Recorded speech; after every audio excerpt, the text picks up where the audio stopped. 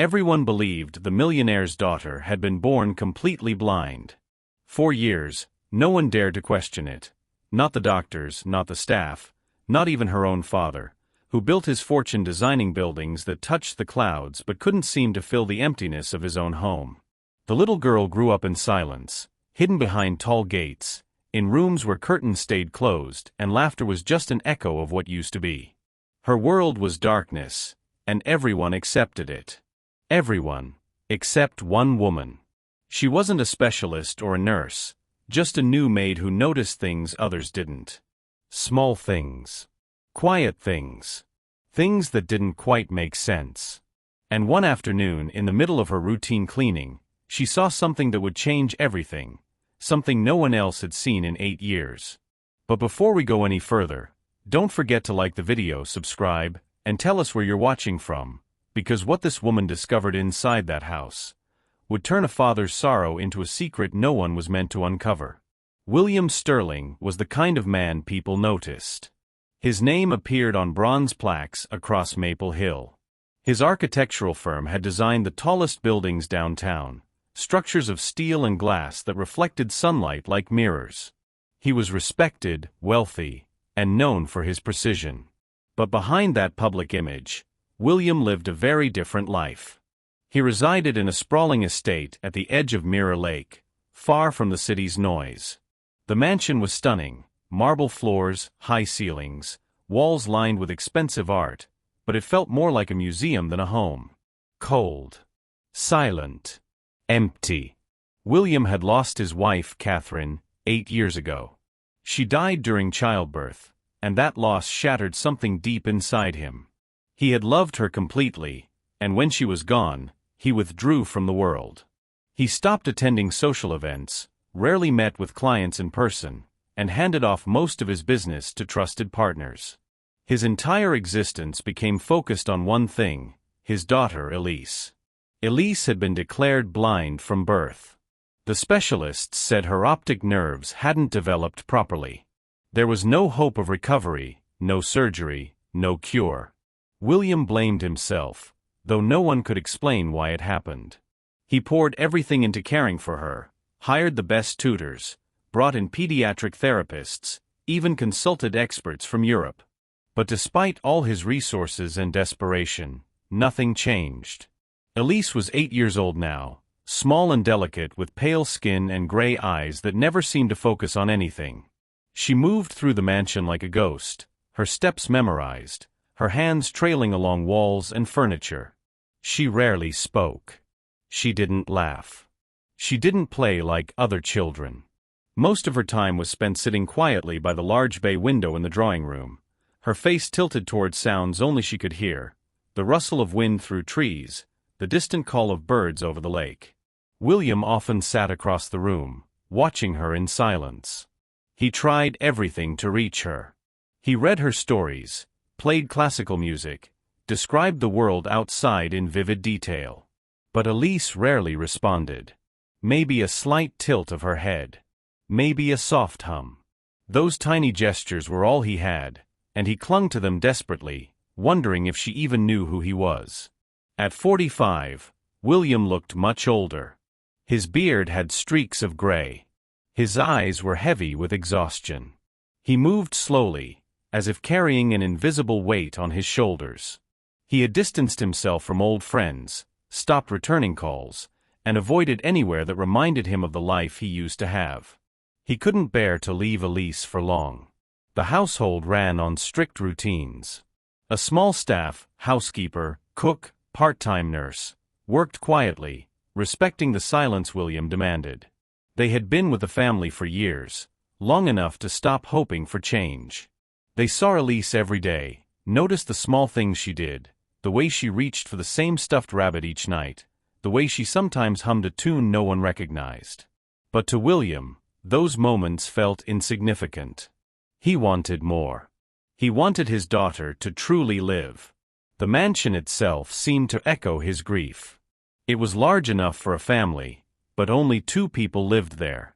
The nursery upstairs remained untouched, still decorated exactly as Catherine had designed it before she died. Soft yellow walls, hand-painted animals, a rocking chair by the window. William never changed it. Sometimes he stood in the doorway, holding on to a past that would never return. Elise never showed any interest in that room. She didn't explore. She didn't ask questions. She existed in a carefully controlled world, and William had built every part of it around her condition. He had accepted this quiet, lonely life. But deep down, a part of him still believed something might change. He read every new medical study, contacted new specialists, tried experimental therapies. Each attempt ended the same way: disappointment. Still, he refused to give up completely. And so the days continued, slow, heavy, and painfully silent. William remained devoted to Elise, guiding her hand during meals, walking with her through the garden, whispering bedtime stories filled with love and unspoken apologies. Elise stayed quiet, her face blank, her gaze distant. But every once in a while, she would rest her small hand on his arm, just for a moment. Those rare gestures gave him the strength to face another day. In that lonely mansion, surrounded by shadows of everything he had lost, William Sterling lived each day for the silent girl who never asked for anything. His daughter Elise, who sat so still, always with that same faraway look in her pale gray eyes. Naomi Brooks was 32 years old, and she had recently survived the worst pain a mother could endure. 2 years ago, she lost her 7-year-old son, Marcus, in a car accident. The grief had been unbearable. She lived in Atlanta then, surrounded by memories she couldn't escape. Every corner of her apartment reminded her of him, his toys, his drawings, the sound of his laughter that still echoed in her mind. She needed to leave. Not forever, maybe, but long enough to breathe again. She found the housekeeping position in a regional job listing while sitting in a library one rainy afternoon. The Sterling estate. Live-in Maid. Maple Hill. She had never heard of the town, and that felt like exactly what she needed. Somewhere no one knew her story, somewhere she could start over, even if just for a while. Naomi wasn't fancy. She had worked in nursing homes, cleaned offices, cared for elderly patients. She was strong, quiet, and observant. She didn't need much, and she didn't expect much. She just wanted to work, to stay busy, to silence the thoughts that kept her awake at night. When she arrived at the Sterling estate for her interview, the first thing she noticed was how isolated it felt. The mansion sat behind tall iron gates, surrounded by dense trees, with a lake shimmering in the distance. It was beautiful, but lonely. William Sterling answered the door himself, which surprised her. He was tall, broad-shouldered, with tired eyes and a neatly trimmed beard. He looked at her briefly, then stepped aside without much ceremony. The interview was short. He had spoken to several candidates before her. Most had more formal experience, polished resumes, glowing references. But something about them didn't sit right with him. They were too talkative, too eager, or visibly uncomfortable with the silence that filled his home. Naomi was different. She sat calmly, answered his questions simply and honestly. She didn't try to impress him. She didn't flinch at the quietness of the house or the heaviness in the air. She looked around with respect, not curiosity. There was a stillness about her that felt safe. At one point, William asked why she was looking for live-in work so far from home. Naomi paused, then said softly, "I lost my son 2 years ago. I needed a change." She didn't elaborate. William didn't ask. But in that moment, something shifted. He saw grief in her eyes, real deep grief, but also strength. She wasn't hiding from her pain. She was carrying it, the way he carried his. He hired her on the spot. Naomi's first day began early. The housekeeper, Mrs. Greeley, gave her a quick tour and explained the cleaning schedule. William was polite, but distant. The mansion was enormous, with many rooms that hadn't been used in years. Naomi moved quietly from room to room, dusting, sweeping, keeping to herself. Around midday, Mrs. Greeley told her she could take a short break in the kitchen. That's when Naomi first saw Elise. The little girl sat near the large bay window in the adjoining drawing room, bathed in soft afternoon light. She held a small stuffed rabbit in her lap, her head tilted slightly to one side. Her face was pale, expressionless, and her gray eyes stared at nothing. Naomi stood in the doorway, frozen. She had worked with children before, but she had never seen one so still. So absent. It wasn't just that Elise was blind. It was the way she seemed completely disconnected from the world around her, like she was there in body but not in spirit. Something about her broke Naomi's heart instantly. She didn't say anything. She just quietly sat down on the other side of the room and sipped her water, watching the little girl from a distance. Even without words, Naomi felt something was different about this child. Something that went beyond a medical diagnosis. It wasn't just blindness. It was loneliness. And in that moment, though she didn't yet know why, Naomi felt a pull, a quiet, undeniable need to understand what was really happening in this house. Naomi's first week at the Sterling estate passed in careful observation and quiet routine. Mrs. Greeley, the head housekeeper, was a woman in her early 60s with silver hair pulled tight into a bun and a face that rarely showed emotion. She had worked for the Sterling family for over a decade, first for William and Catherine, and now for William alone. She ran the household with military precision.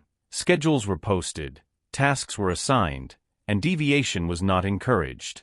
On Naomi's second morning, Mrs. Greeley walked her through the full orientation.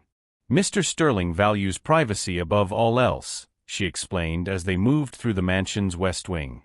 "We do not speak unless spoken to. We do not linger in rooms longer than necessary. And we absolutely do not disturb Elise's routines." Naomi nodded, taking mental notes. "Elise has her breakfast at 7:30, always in the sunroom. Mr. Sterling supervises. You are not to enter during that time. She spends most of her day in the drawing room or the library. The nurse comes twice a week. Therapy sessions are Mondays and Thursdays.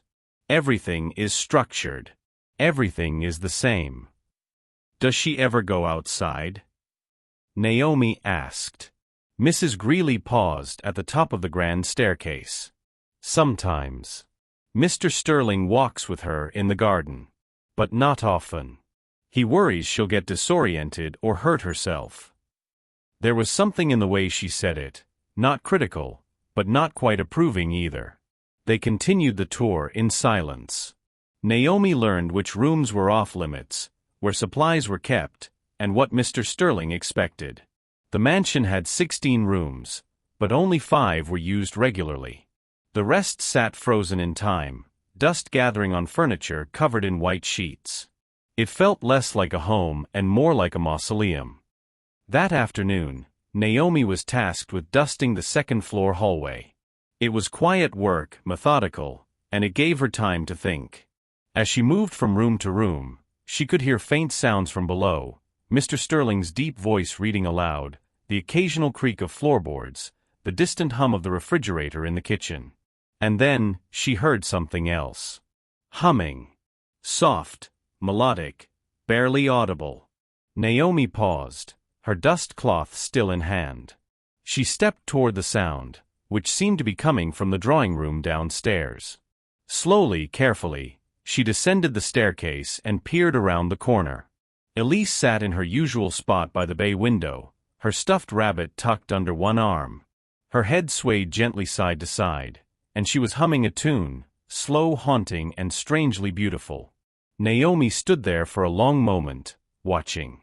The little girl looked so small in that massive room, framed by tall windows and surrounded by expensive furniture that no one ever used. Her skin was pale, almost porcelain, and her blonde hair fell in soft waves around her shoulders. She wore a simple white dress, clean and pressed, but there was something doll-like about her. Something too perfect. Too still. Even while humming, Elise's face showed no emotion. No joy. No sadness. Just blankness. Naomi felt a tightness in her chest. She had seen lonely children before. She had cared for patients who were isolated, disconnected. But this was different. Elise wasn't just alone. She seemed trapped in her own silence, like she had forgotten how to reach out, or maybe was never allowed to. Later that evening, Naomi ate dinner in the staff kitchen with Mrs. Greeley and Thomas, the part-time gardener who came in 3 times a week.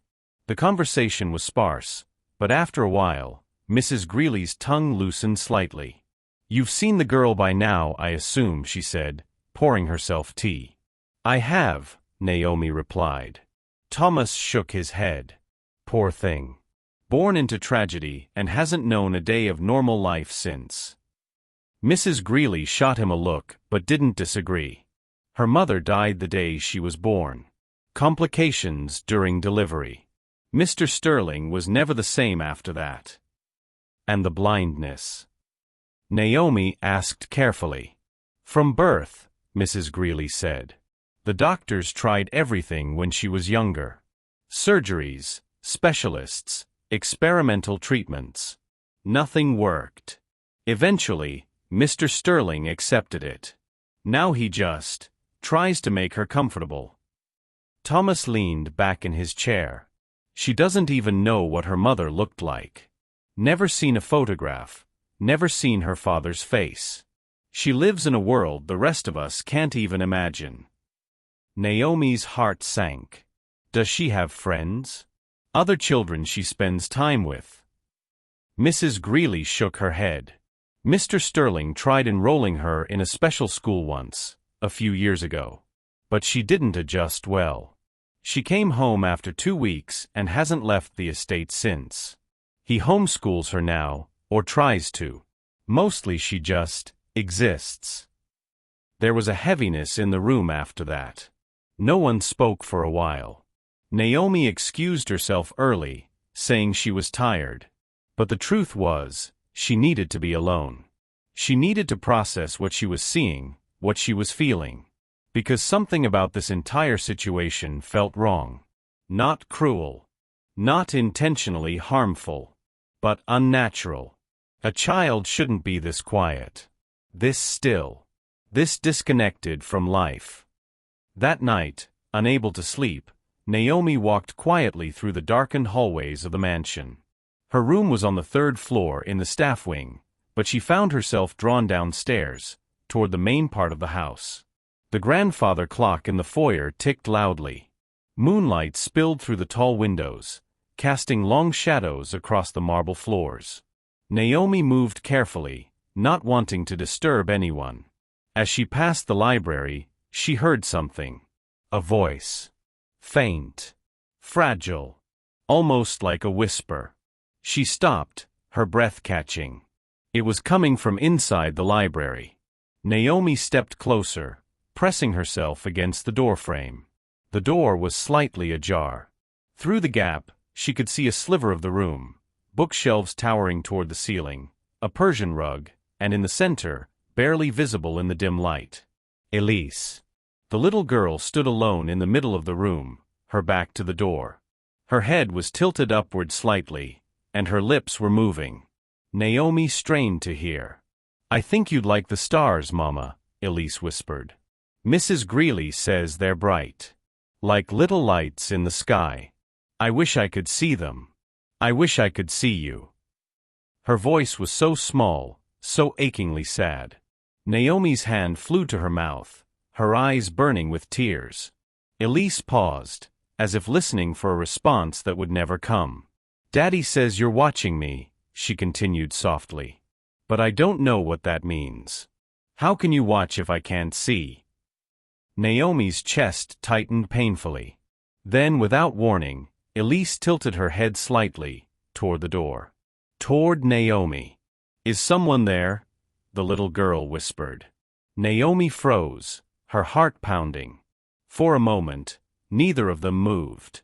Then Elise turned slowly, her pale gray eyes aimed in Naomi's direction, unseeing but somehow aware.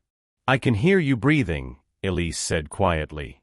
Naomi's pulse thundered in her ears. She didn't know whether to step forward or retreat. But before she could decide, Elise's expression shifted, just barely, into something that might have been curiosity. "You're the new one, aren't you?" Elise whispered. The one who smells like lavender. Naomi exhaled shakily. Yes, she said softly, stepping into the doorway. I'm Naomi. I'm sorry. I didn't mean to intrude. Elise didn't respond right away. She just stood there, small and fragile in the moonlight. Then, so quietly Naomi almost missed it, Elise whispered.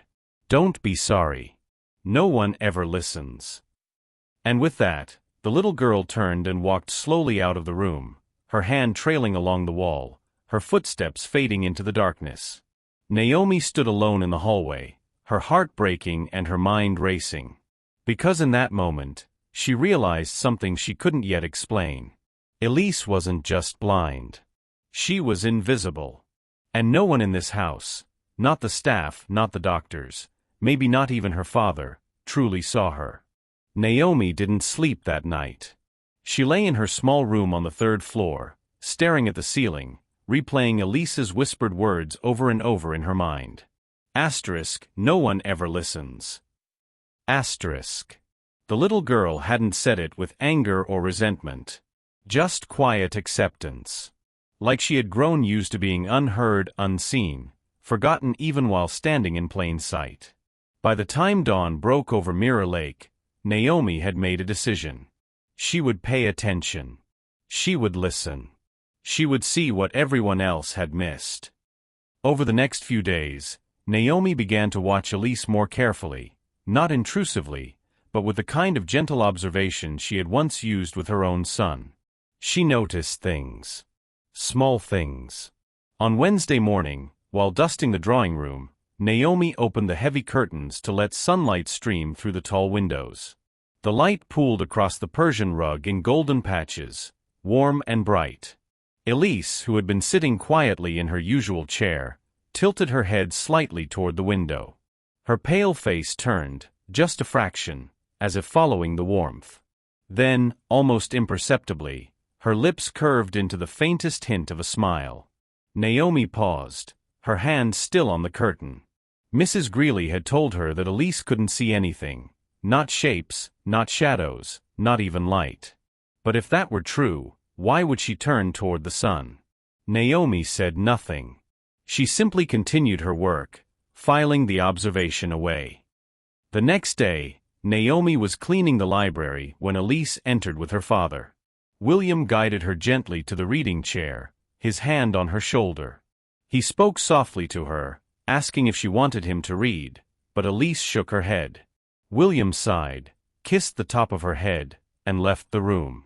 Naomi continued dusting the bookshelves, moving quietly so as not to disturb the girl. After a while, she began to hum, a low, gentle melody her grandmother used to sing. It was unconscious, instinctive, something she did when her hands were busy and her mind was elsewhere. Within seconds, Elise's head turned. Not toward the sound of Naomi's movements, but toward the melody itself. Her head swayed slightly, almost in rhythm, and her fingers tapped softly against the armrest of the chair. 1, 2, 3, 1, 2, 3, perfectly in time. Naomi's humming trailed off.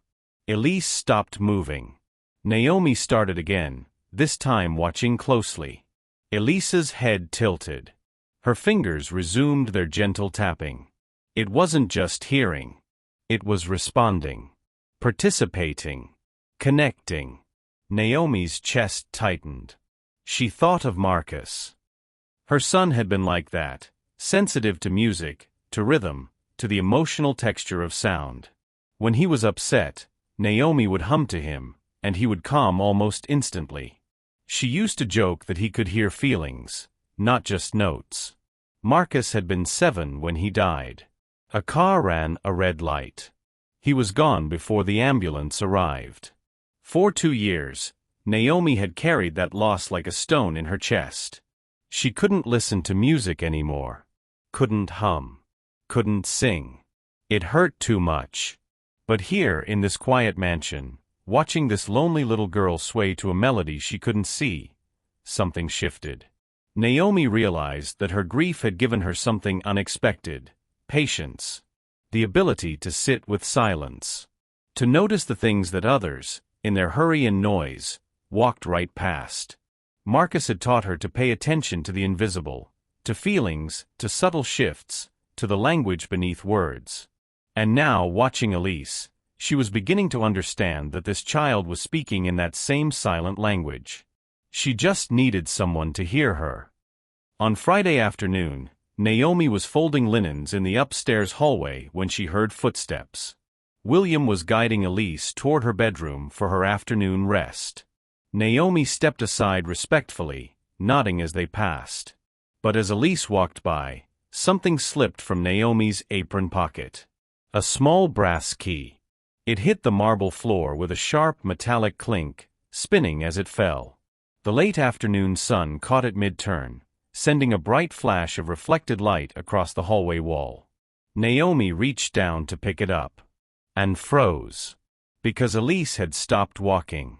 Her head turned. Not toward the sound of the key hitting the floor, that would make sense, but toward the wall where the light had flashed. Her pale gray eyes tracked the movement. For just a heartbeat. Just one brief, undeniable moment. Her pupils shifted. Followed. Focused. Then William gently tugged her forward, and the moment was gone. "Come along, sweetheart," he said softly, guiding her into the bedroom. Naomi stood in the hallway, the brass key clutched in her trembling hand, her heart pounding so loudly she was certain someone would hear it. She replayed the moment in her mind, over and over. The flash of light. The turn of Elise's head. The flicker in her eyes. Mrs. Greeley had said Elise was completely blind. The doctors had confirmed it. Her father had built his entire life around that truth.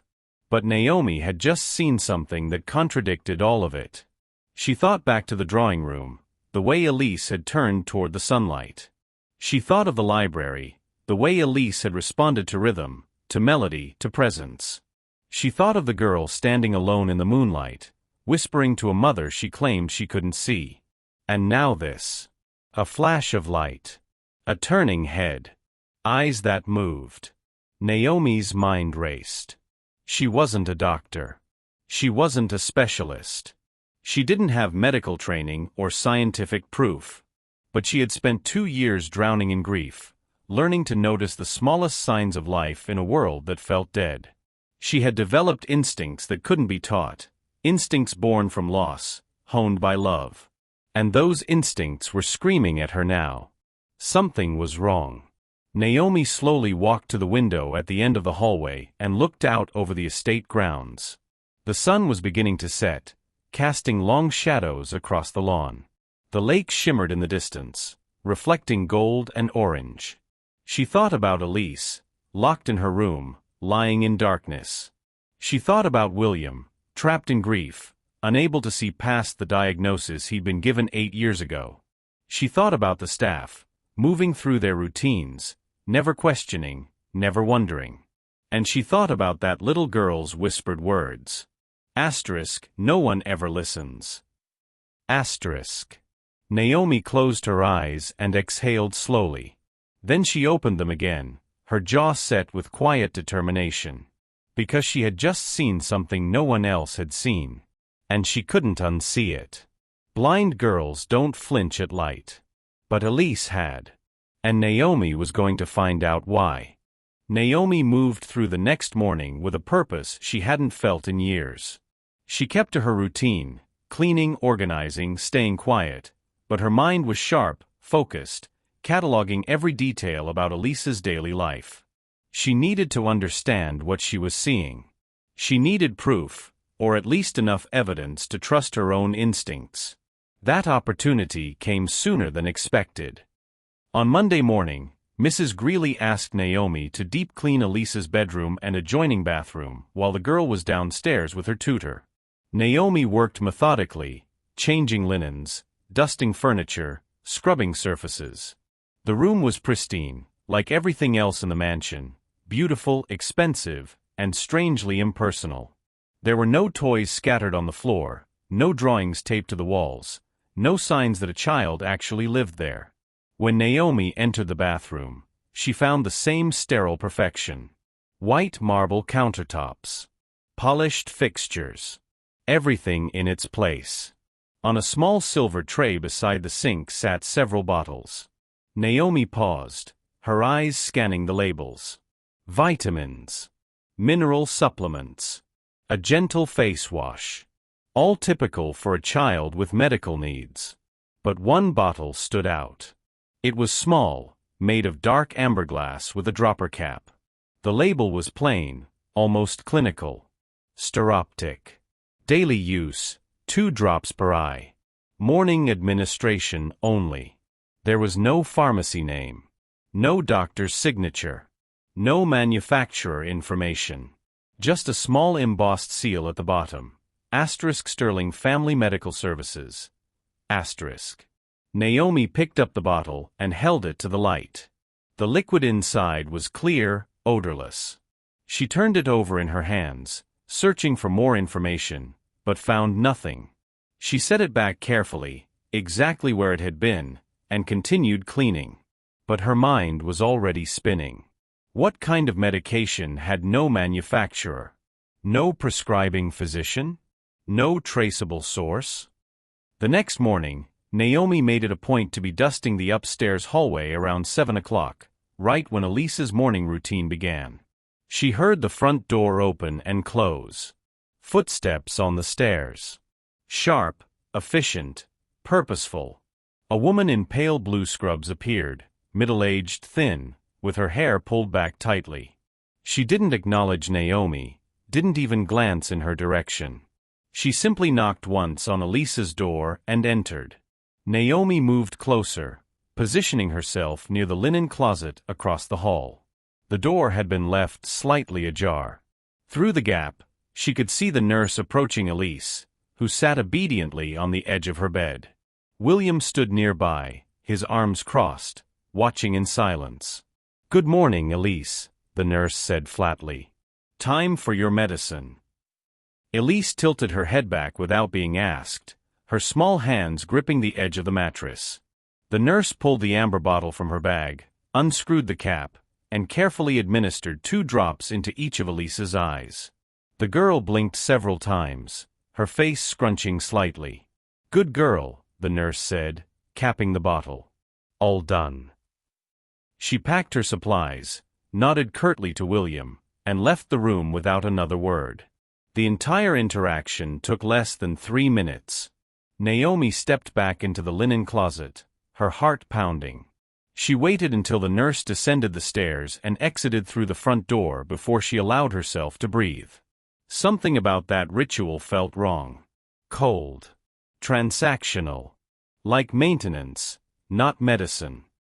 That afternoon, Naomi used her phone to search for steroptic. Nothing. She tried variations: steroptic, steroptic eye drops, steroptic medication. Still nothing. She searched medical databases she could access for free, scanned pharmaceutical listings, even tried image searches of the bottle design. No results. No manufacturer. No records. It was as if the medication didn't exist. Her stomach tightened. She expanded her search, typing in the embossed seal, "Sterling Family Medical Services." That yielded a single archived result, a patent filing from 12 years ago for a compound described as a neural optical suppressant designed to reduce photosensitivity in pediatric patients. The filing had been submitted by a Dr. Edwin Hartley, now retired. No current contact information. No active production. Naomi stared at her phone screen, her mind racing. Suppressant. Not a treatment. Not a cure. A suppressant. Over the next 2 days, Naomi watched Elise closely after the morning drops. The pattern was undeniable. Before the nurse arrived, Elise was calm but present. She responded when spoken to. She hummed softly while sitting by the window. Her face, though still pale and distant, held a faint trace of life. But within 20 minutes of receiving the drops, everything changed. Her movements slowed. Her face went slack. Her eyes, already unfocused, seemed to glaze over entirely, as if a light inside her had been dimmed. She stopped humming. Stopped responding.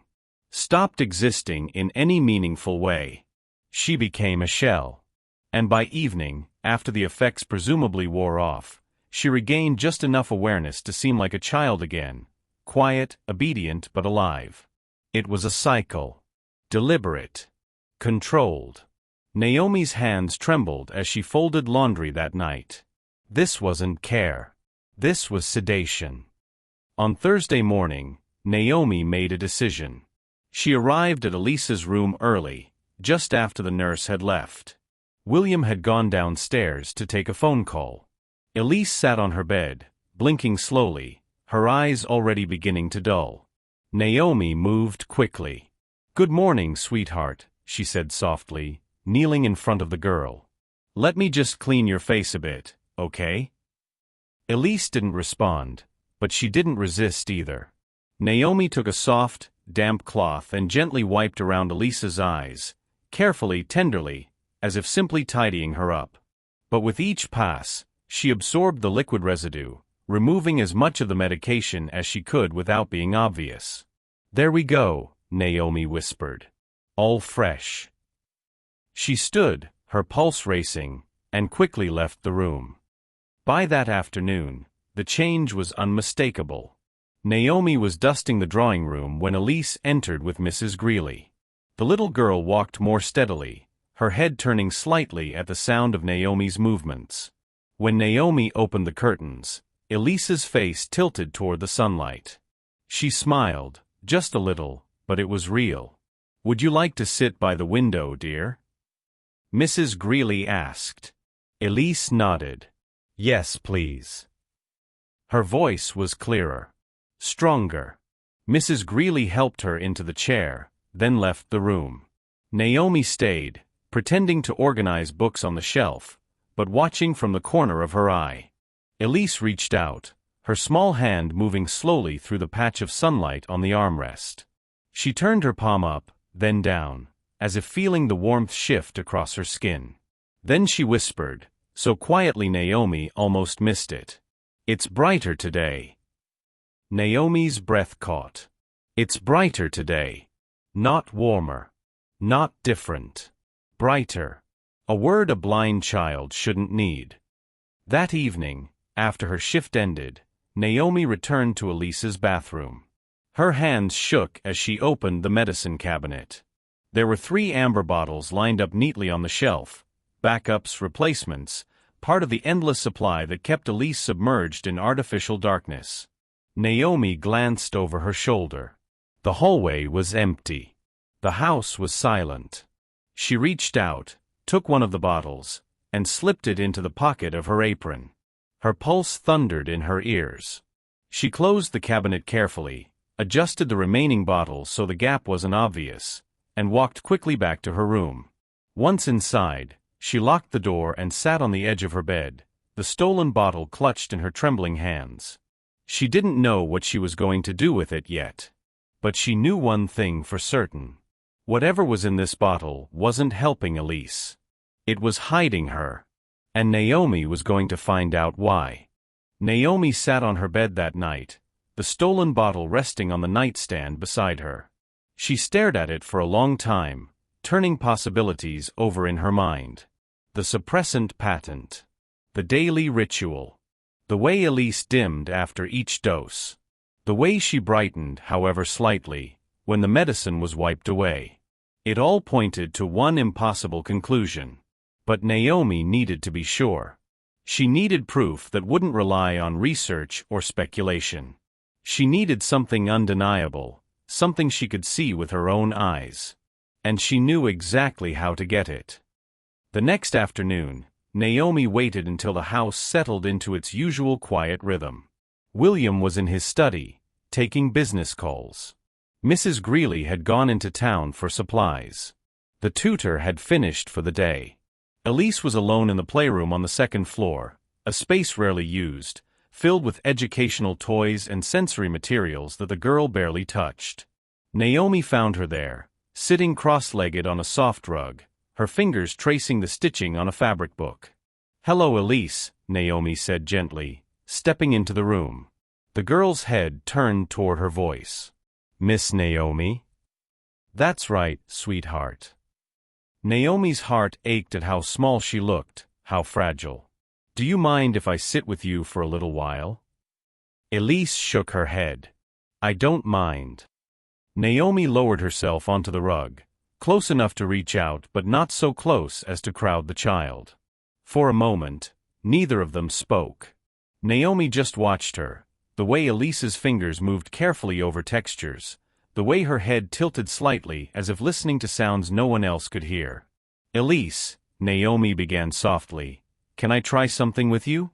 It won't hurt. I promise. The girl hesitated, then nodded slowly. Okay.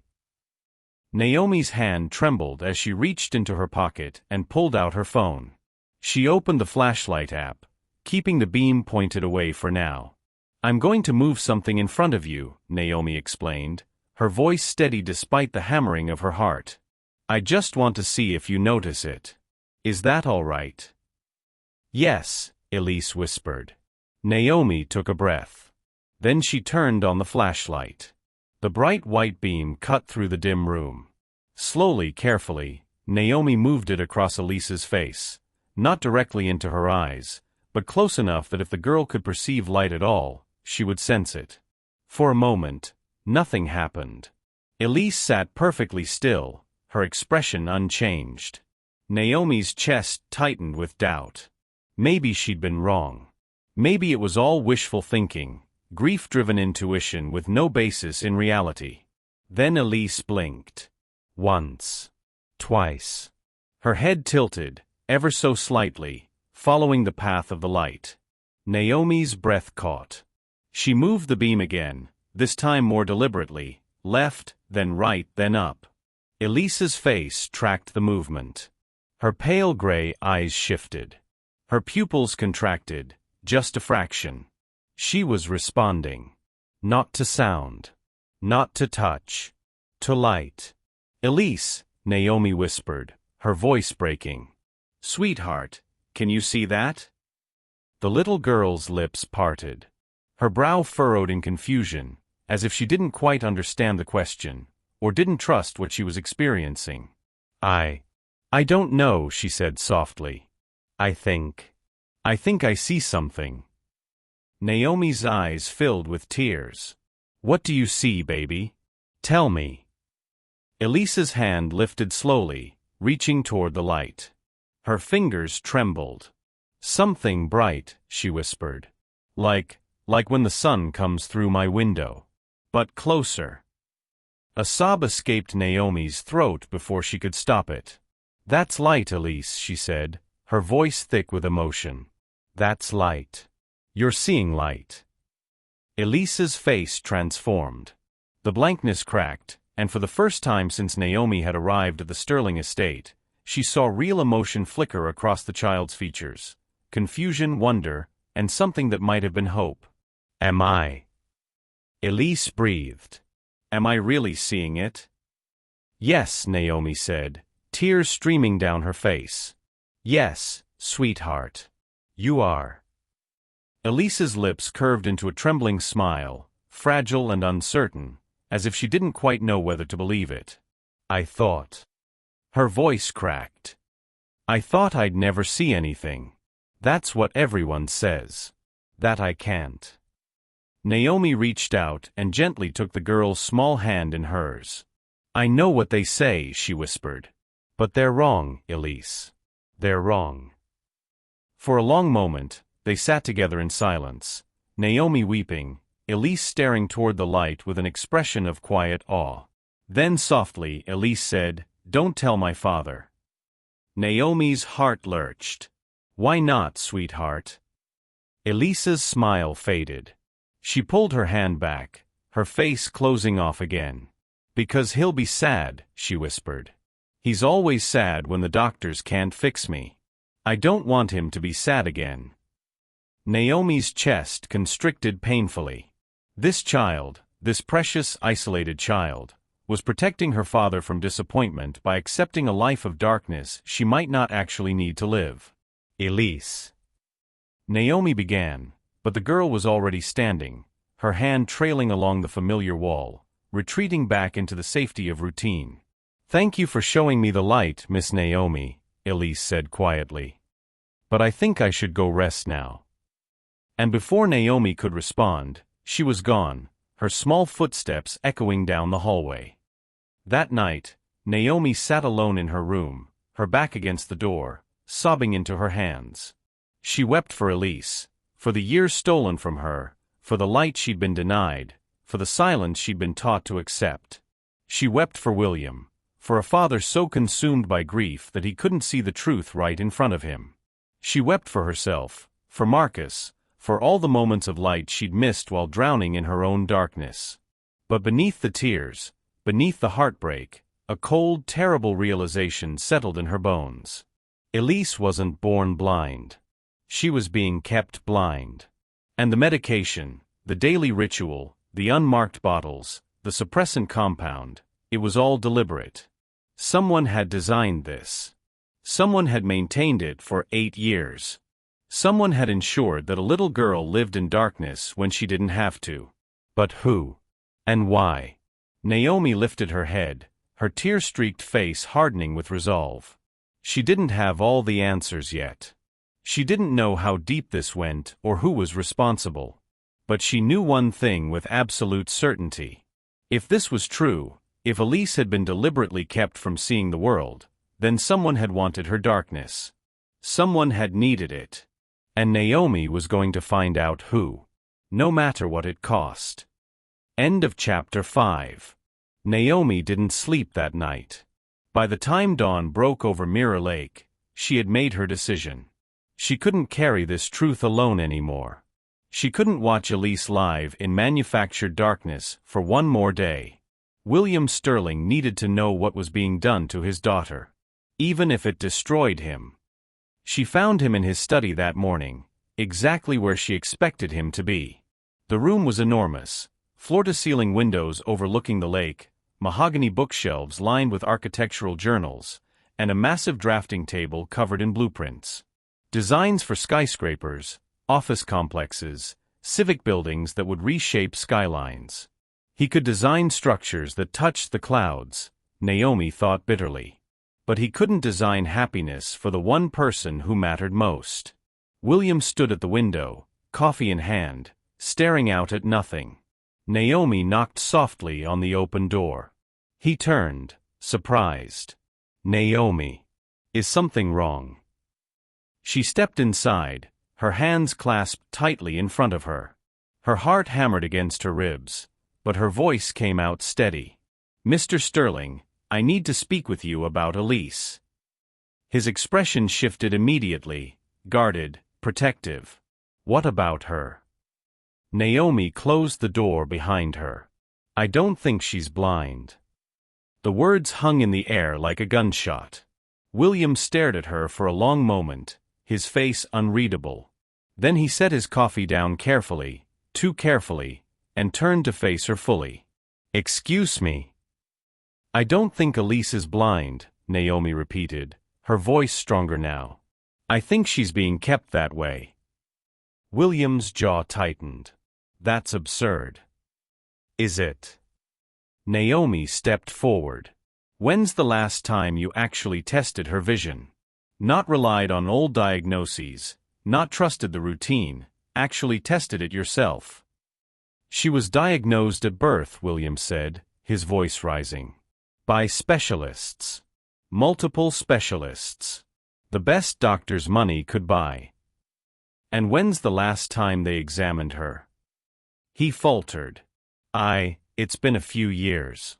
There was no point. Nothing was going to change."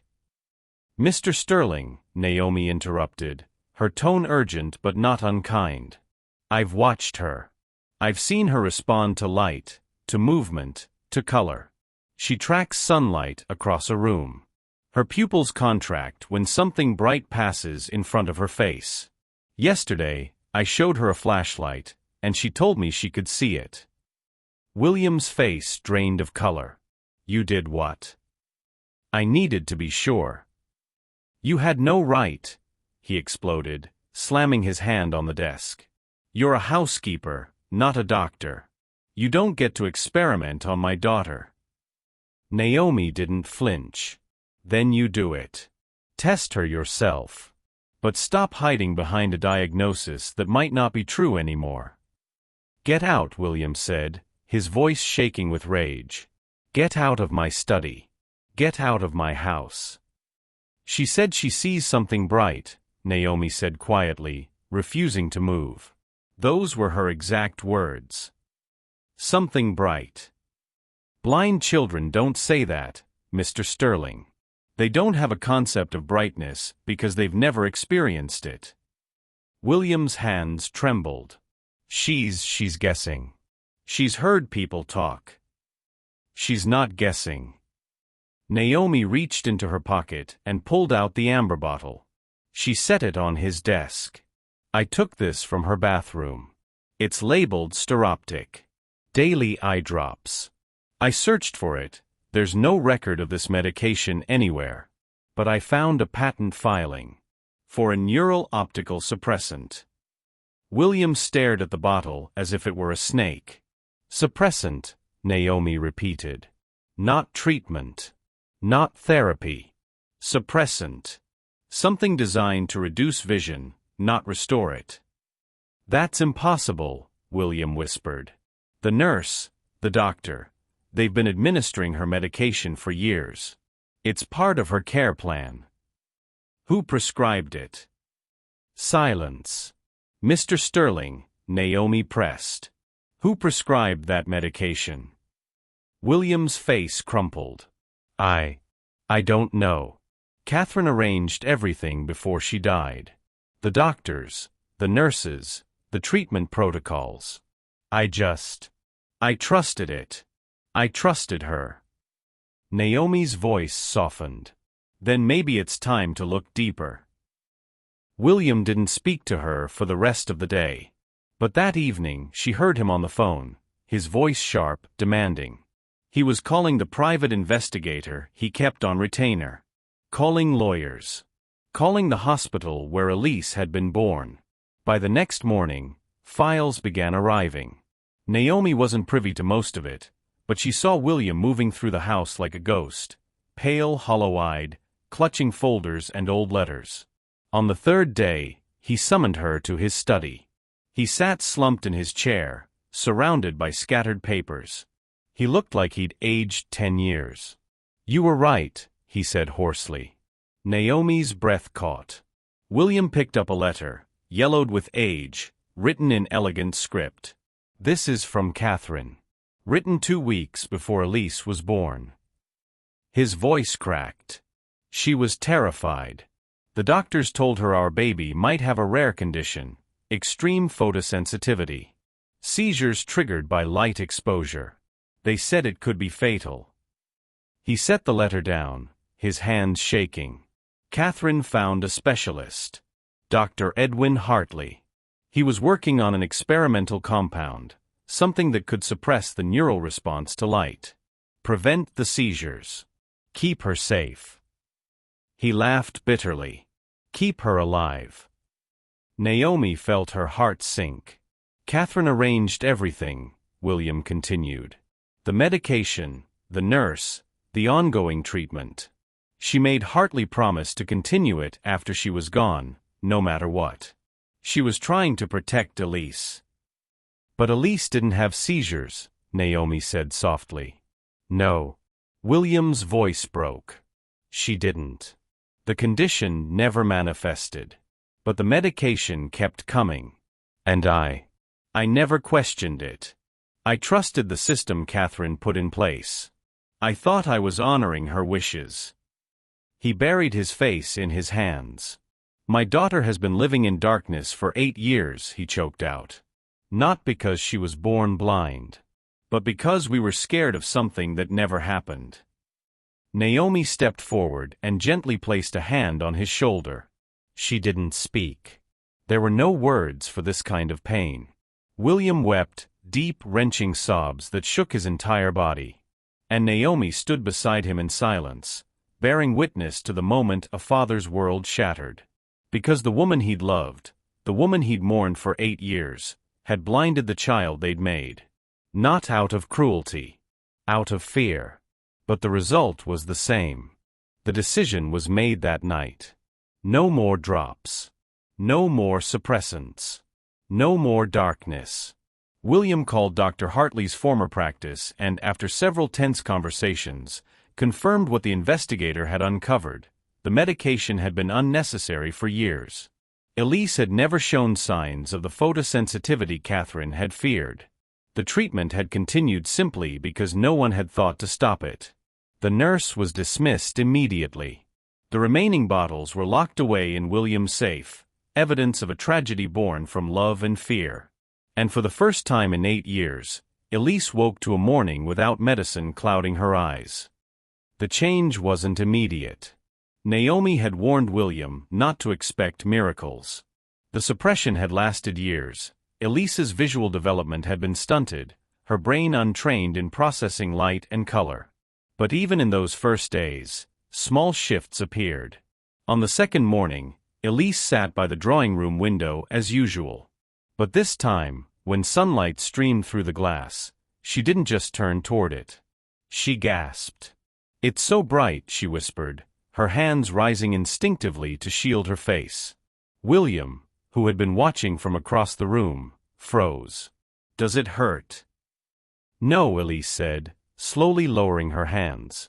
Her eyes, still pale, still uncertain, blinked rapidly as she stared toward the window. "It's just so much." Naomi knelt beside her. "That's sunlight, sweetheart. Real sunlight. You're seeing it now." Elise's fingers trembled as she reached toward the golden beam pooling on the armrest. She moved her hand through it, watching, truly watching, as the light shifted across her skin. "It's yellow," she breathed. William's hand went to his mouth, his eyes filling with tears. "Yes," Naomi said softly. "It's yellow." By the end of the first week, Elise could distinguish shapes, blurry, indistinct, but present. She identified her stuffed rabbit by its outline. She pointed at the curtains and said, "Those are dark blue." She was right. William hired a pediatric ophthalmologist who confirmed what Naomi had suspected. Elise had functional vision. It was underdeveloped, imperfect, requiring therapy and time. But it existed. She wasn't blind. She never had been. The moment Naomi would never forget came on a quiet afternoon 2 weeks after the drops had stopped. Elise had been working with a vision therapist all morning, practicing focus exercises and depth perception. She was tired, her head resting against the back of the sofa. William sat beside her, reading aloud from a storybook, his deep voice steady and soothing. Elise's hand reached out slowly, tentatively, and touched his face. William stopped reading. Her small fingers traced the line of his jaw, the curve of his beard, the bridge of his nose, just as she'd done 100 times before. But this time, her eyes followed the movement. She was looking at him. "Elise." William whispered. Her gaze lifted to meet his. Unfocused, still adjusting, but undeniably there. For the first time in her life, Elise saw her father's face. Her lips parted in wonder. "You." Her voice cracked. "You sound like that." William let out a broken laugh, tears streaming down his face. "I sound like this." Elise nodded, her own eyes glistening. I thought you'd look different. But you look like your voice." William pulled her into his arms and wept, deep shuddering sobs of relief, grief, and overwhelming love.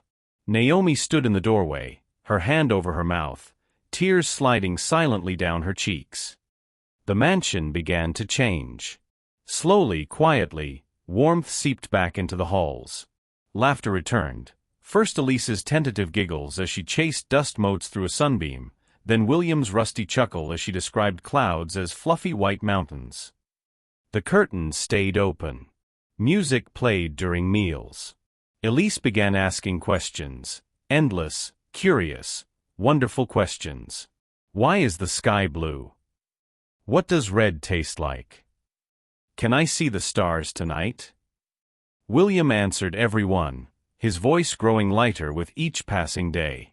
Naomi watched it all unfold with quiet satisfaction. She stayed in the background mostly, continuing her work, but she had become far more than a housekeeper. She was the one Elise ran to when something confused her. The one William sought out late at night when doubt crept in. The steady presence that anchored them both as they navigated this strange, fragile new beginning.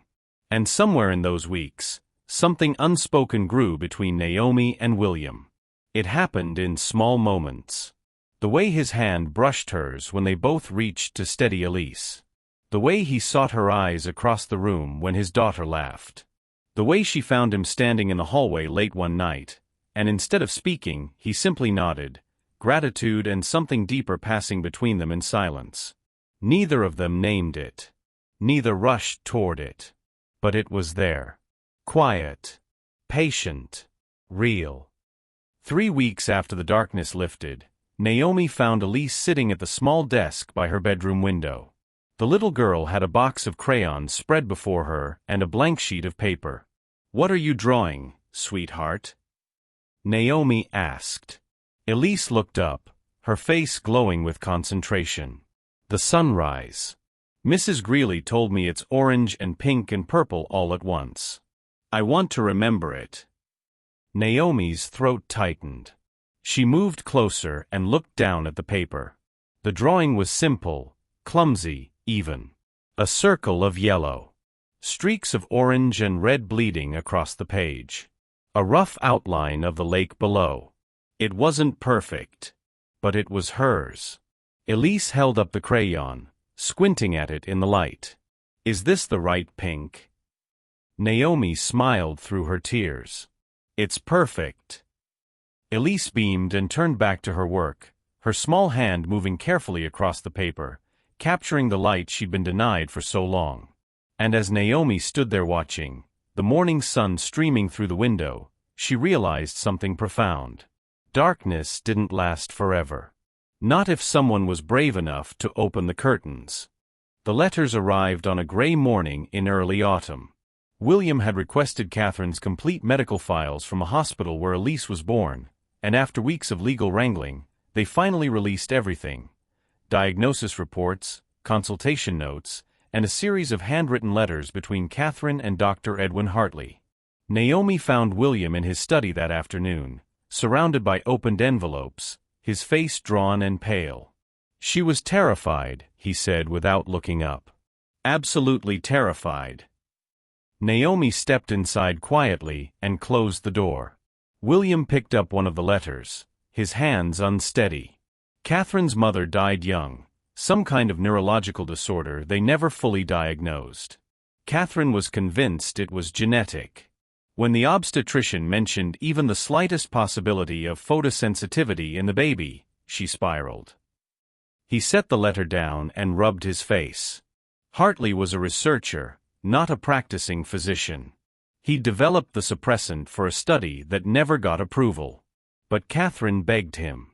Offered to fund his entire research division if he'd just keep Elise safe. William's voice cracked. "She thought she was saving our daughter's life." Naomi moved closer. She loved Elise. She did what any mother would do, she tried to protect her. "But she was wrong," William said bitterly. "And I was too grief-stricken to question it. Too broken to see what was right in front of me." "You see it now," Naomi said gently. "That's what matters." William looked up at her, his eyes red-rimmed. "Because of you. If you hadn't noticed, if you hadn't pushed." "You would have found out eventually," Naomi interrupted. "You're a good father, Mr. Sterling. You just needed someone to help you see clearly again." For a long moment, they stood in silence. Then William straightened, a new resolve settling over his features. "I'm going to make sure this never happens to another child," he said firmly. "I'm funding a full study, peer-reviewed, transparent, into long-term effects of neurological suppressants in pediatric patients. If there are other children out there being treated with unregulated compounds, I want them found. I want them helped." Naomi felt a swell of respect. Catherine would be proud of that. William's expression softened. I hope so. 2 days later, Mrs. Greeley came to William with troubling news. The nurse, the woman who had administered the drops for years, had disappeared. No forwarding address. No contact information. Her phone number was disconnected, and the small apartment she'd rented in town had been cleared out overnight. William immediately contacted his investigator, but the trail went cold. The woman had used a credentialed alias, her real identity buried under layers of paperwork that led nowhere. She knew, William said darkly. She knew the drops weren't legitimate, and when she realized we'd stopped them, she ran. The investigator suggested she'd likely been paid handsomely to maintain silence, by Hartley, or perhaps by someone else invested in keeping the experimental treatment quiet. It was a shadow that would never fully lift, a reminder that corruption often slipped away unpunished. But William didn't have the energy to chase ghosts. His focus now was on the living, breathing little girl who needed him. Naomi had been thinking about leaving. Not because she wanted to, but because she'd come to Maple Hill to escape her grief, to find work, to survive. She had done what she came to do. Elise was healing. William was present again. Her job was finished. But every time she thought about packing her things, her chest tightened with a pain she couldn't ignore. She'd grown to love this place. This family. This little girl who drew sunrises and asked 1,000 questions. One evening, as Naomi folded laundry in her room, there was a soft knock on the door. She opened it to find Elise standing in the hallway, clutching her stuffed rabbit. "Miss Naomi," the girl said quietly. "Can I talk to you?" "Of course, sweetheart." Naomi gestured for her to come in. Elise sat on the edge of the bed, her fingers twisting the rabbit's ears nervously. "Mrs. Greeley said you might leave soon," she said, her voice small. "Is that true?" Naomi's heart sank. I've been thinking about it." Elisa's face crumpled. "But why? Did I do something wrong?" No, baby." Naomi knelt in front of her. "You didn't do anything wrong. You've been perfect. Then why would you leave?" Tears welled in Elisa's eyes. "You're the one who helped me see. You're the one who made everything better. Please don't go." Naomi's throat tightened. "I need you," Elise whispered. "Daddy needs you too. Even if he doesn't say it." The tears Naomi had been holding back finally spilled over. She pulled Elise into a tight embrace. "Okay," she whispered. "Okay, sweetheart. I'll stay." Elise clung to her, her small body shaking with relief. Later that night, William found Naomi on the terrace overlooking the lake. The autumn air was cool, the stars bright overhead. "She told me what she said to you," William began quietly. Naomi turned. "She's very persuasive." William smiled faintly. "She gets that from her mother." He paused, then stepped closer. "But she was right. About all of it." Naomi waited. "You brought light back to this house, Naomi. Not just to Elise, to me." His voice was raw, honest. "I was drowning in grief for so long, I didn't even realize I'd stopped living. You reminded me what it means to see clearly, to hope, to fight for something that matters." Naomi's breath caught. "I don't know how to thank you for that," William continued. "I don't know if I ever can." "You don't need to thank me," Naomi said softly. "Watching Elise discover the world, that's all the thanks I need." William looked at her for a long moment, something tender and unspoken passing between them. "Will you stay?" he asked. "Not as an employee. As family." Naomi's heart swelled. She thought of Marcus, the son she'd lost, the light that had been taken from her. And she thought of Elise, the girl she'd helped save, the light she'd helped restore. "Yes," she said. "I'll stay." William's shoulders sagged with relief. Naomi turned back to the lake, the moonlight shimmering across its surface. "As long as there's light," she said quietly, "I'll never leave her in the dark again." It was a promise. And she intended to keep it. 5 years later. The Sterling mansion looked different in the early morning light. The heavy curtains that had once kept the world at bay now hung open, allowing sunlight to flood every room. The marble floors gleamed. Fresh flowers sat on tables throughout the house.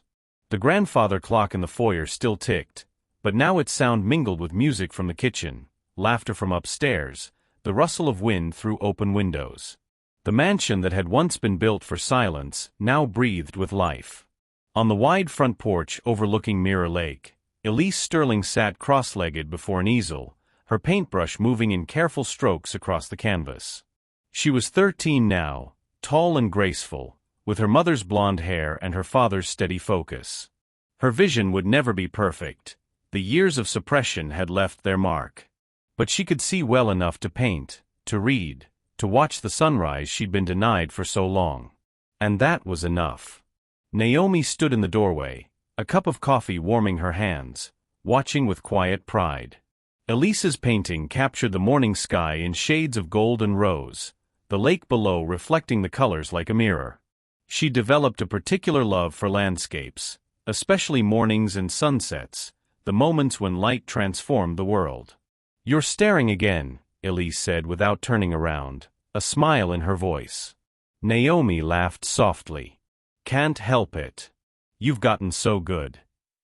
"I had a lot of catching up to do," Elise replied, leaning back to examine her work. 8 years' worth. There was no bitterness in her voice. Just simple fact. She had learned to speak about her past with a remarkable grace, acknowledging the darkness without letting it define her. Therapy had helped. So had time. But mostly, it was the love that surrounded her now, steady, present, unconditional, that had allowed her to heal. William emerged from the house carrying 2 plates of breakfast. He looked different too. The gray in his beard had spread, but the heaviness that had once weighed him down was gone. His eyes were clear. His smile came easier. He moved through the world like a man who had remembered how to live. "Thought you two might be hungry," he said, setting the plates on the patio table. "Thanks, Dad." Elise wiped her hands on a rag and joined him. Naomi settled into the chair beside them, the 3 of them sitting together in comfortable silence as the sun climbed higher over the lake. It had taken time, years really, but they had become a family. Not in the traditional sense, perhaps, but in the ways that mattered most. William had never formally asked Naomi to be anything other than what she already was, the woman who had saved his daughter, the presence that anchored his home, the person he trusted more than anyone in the world. But somewhere along the way, titles had stopped mattering. She was simply Naomi. And she was theirs. After breakfast, Elise returned to her painting while William cleared the dishes. Naomi stayed on the porch, watching the light shift across the water. "Naomi," Elise said softly, "can I ask you something?" "Always." Elise set down her brush, her expression thoughtful. Do you think my mom would be proud of me?" Naomi's chest tightened. They didn't talk about Catherine often. The subject was still tender, complicated. "I think," Naomi said carefully, "your mother loved you more than anything in the world. Everything she did, even the things that hurt you, came from that love." Elise nodded slowly. "Dad says she was scared. That she thought she was protecting me." "She was," Naomi confirmed. "Fear can make us do things we wouldn't otherwise do. It doesn't make them right. But it doesn't make the love any less real." Elise was quiet for a moment, her fingers tracing the edge of her palette. "I forgave her," she said softly. "A long time ago. I figured she couldn't have known. And I got to see eventually. So maybe it all worked out the way it was supposed to." Naomi's eyes burned with tears. The wisdom in this child, this beautiful, resilient child, never ceased to amaze her. "Your mother would be so proud of you," Naomi said firmly. Not just for forgiving her, but for who you've become. Elise smiled, then looked up at the sky. Do you think she can see me now? She asked quietly. Wherever she is. Naomi reached over and gently tucked a strand of hair behind Elise's ear. I think, she said, her voice thick with emotion, she sees you every time the light touches your face. Elise's eyes glistened. She turned her gaze back to the sunrise, her expression peaceful. Then I'm never in the dark again, she whispered. Later that afternoon, as Naomi walked through the mansion, she paused in the foyer. She thought back to the first time she'd stepped through these doors, nervous, grieving, carrying the weight of a loss she thought would destroy her. She had come here broken, looking for work, looking for escape. Instead, she'd found purpose. The mansion around her hummed with warmth now. William was in his study, working on the pediatric research foundation he'd established in Catherine's name. Elise was upstairs, likely sketching or reading. The halls that had once echoed with emptiness now rang with laughter, conversation, life. This house had been built for silence. But silence, Naomi had learned, was never the answer. Truth was. Love was. Light was. She walked to the tall windows overlooking the lake and pulled the curtains open wider, letting the afternoon sun pour in. Because the truth didn't always hide in darkness. Sometimes it hid in plain sight, buried under years of fear and grief and well-meaning lies. Sometimes it waited quietly in the light, patient and persistent, for someone brave enough to open the curtains. And when someone finally did, when they let the light flood in, no matter how painful or difficult, everything changed. Darkness lifted. Eyes opened. And the world, once lost, became visible again. Naomi smiled, her hand resting on the windowsill, the warmth of the sun on her face. She had opened the curtains. And she would never let them close again. Thank you for watching this story. If you enjoyed this story, leave a comment below. We'd love to hear your thoughts. Don't forget to like, subscribe, and click the videos on your screen to watch more powerful stories just like these.